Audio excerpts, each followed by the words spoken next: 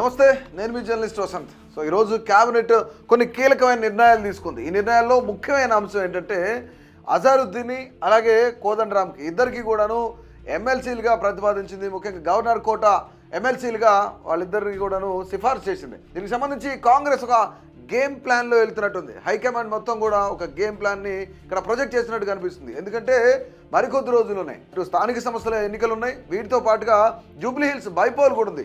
ఈ Jubilee hills బైపోల్లో ఇక నువ్వా నేనా అన్నట్లు అజారుద్దీన్ కానీ నవీన్ యాదవ్ కానీ ఇలాంటి వ్యక్తులు చాలామంది టికెట్ కోసం ఎదురు చూస్తున్న పరిస్థితుల్లోనే ఇక్కడ అజారుద్దీన్కి ఎమ్మెల్సీ ఇచ్చి సో అక్కడ లైన్ క్లియర్ చేసినట్టు కనిపిస్తుంది. ఎందుకంటే అజారుద్దీన్ మీద కొంత గ్రౌండ్ లెవెల్లో కొంతవరకు అతని మీద అసంతృప్తి ఉన్నమాట వాస్తవమే. గతంలో 2 సార్లు వరుసగా ఓటమి పాలయ్యారు.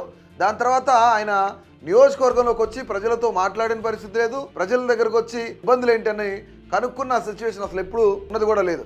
సో దానివల్ల అజారుద్దీన్ ఒకవేళ టికెట్ ఇవ్వాల్సి వస్తే టికెట్ ఇస్తే, ఎందుకంటే అతను ఢిల్లీ నుంచి లాబింగ్ చేయగలుగుతాడు, కాంగ్రెస్ హైకమాండ్ నుంచి లాబింగ్ చేయగలిగే సత్తా ఎవరికైనా ఉందంటే ప్రస్తుతం జూబ్లీ హిల్స్కి సంబంధించి అది అజారుద్దీన్కి అనుకోవచ్చు. సో ఇది ఒకవేళ ఇక్కడ ఓటమి పాలైతే కనుక రానున్న ఎన్నికలు ఏదైతే స్థానిక సంస్థలు కానీ జిహెచ్ఎంసీ కానీ ఈ రెండింటి మీద ఎఫెక్ట్ పడే అవకాశం ఉంది. సో దానివల్ల అజారుద్దీన్కి ఎమ్మెల్సీ ఇచ్చి ఒక లైన్ క్లియర్ చేసింది కాంగ్రెస్. మరొకటి ఏంటంటే ఈ 42% బీసీ రిజర్వేషన్లకు సంబంధించి సుప్రీంకోర్టు ఆదేశాల మేరకు 50% రిజర్వేషన్లు మించకూడదని, సో ఆ స్లాబ్ను కూడా ఎత్తేస్తూ కీలకమైన సవరణ చేశారు. పంచాయతీరాజ్ చట్టంలో ఒక కీలకమైన సవరణ చేసి బేస్డ్ ఆన్ పాపులేషన్ మించొచ్చు అన్నట్లుగా కూడా బీసీల వైపు మొగ్గు చూపింది. అంటే ఇక్కడ జూబ్లీ హిల్స్లో కూడా ఒక బీసీ అభ్యర్థికి టికెట్ ఇవ్వాలి అనేది కాంగ్రెస్ ఆలోచన. దీంతో పాటుగా అజారుద్దీన్ కాకుండా కొత్త వ్యక్తి ఎవరున్నారో ఆ కొత్త వ్యక్తికి టికెట్ ఇవ్వాలని చెప్పేసి కీలకంగా అక్కడ వ్యవహరించిన ఎవరైతే కేబినెట్ మంత్రులు ఉన్నారో వాళ్ళందరూ కూడా ఒక నిర్ణయం తీసుకున్నారు. కొత్త వ్యక్తి అయితే బాగుంటుంది, దట్టు నవీన్ యాదవ్ పేరు ఈ మధ్య చాలా కొద్దిగా గట్టిగా వినిపిస్తుంది. ఇటు హైదరాబాద్ కానీ రంగారెడ్డి కానీ ఈ ప్రాంతం మొత్తం కూడా ఆ సామాజిక వర్గం ఎక్కువగా ఉంది. సో దాంతోపాటు యాదవ్ సామాజిక వర్గానికి దట్టు బీసీ క్యాండిడేట్కి జూబ్లీ హిల్స్ టికెట్ ఇవ్వాలని చెప్పేసి కేబినెట్ నిర్ణయించినట్లు కూడా మనకి వార్తలు వస్తున్నాయి. మరి ముఖ్యంగా బీసీ అభ్యర్థితోనే ముందుకెళ్ళాలి అనేది కేబినెట్ నిర్ణయం అని చాలా క్లియర్గా తెలుస్తుంది.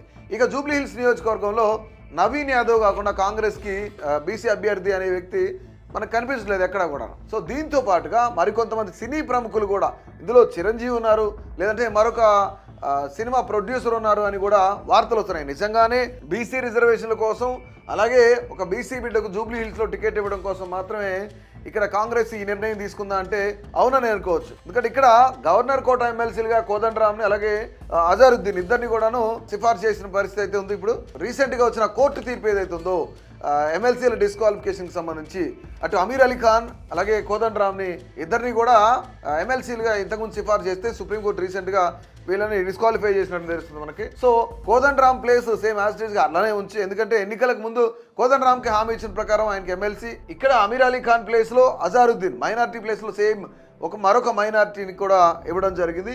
ఇక్కడ అజారుద్దీన్ పేరు నిన్న మొన్నటి వరకు జూబ్లీ హిల్స్కి సంబంధించి చాలా గట్టిగా వినిపించింది. ఎందుకంటే టికెట్ ఆల్మోస్ట్ ఖరారు అయిపోయింది అజారుద్దీన్కి.